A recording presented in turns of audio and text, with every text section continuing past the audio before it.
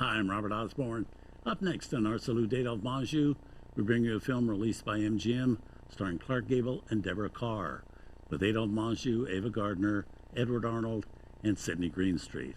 It's The Hucksters, a movie from 1947 about madmen, those denizens of New York's Madison Avenue advertising agencies, but 70 years before John Hamm brought us his version.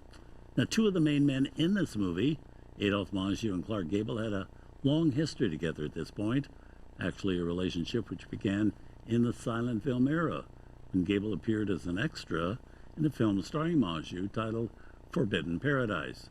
And then there were four other early collaborations as well.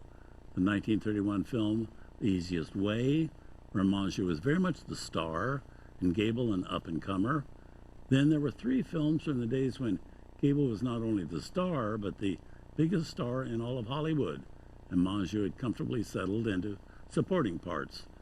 Those movies being 1950's To Please a Lady, about race car drivers, 1951's Across the Wide Missouri, about fur trappers of the 1830s, and our next film, which came out in 1947.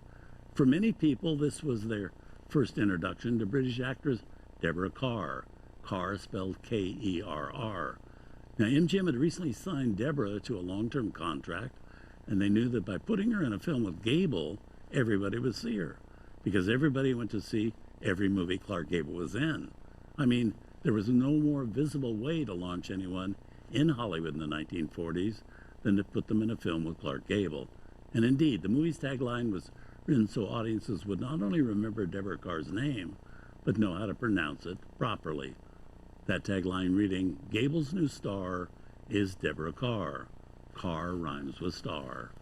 So here they are in a film also with Sidney Greenstreet, Keena Wynn, Edward Arnold, and a girl who surprised everybody by kind of unexpectedly walking off with the whole picture, Ava Gardner.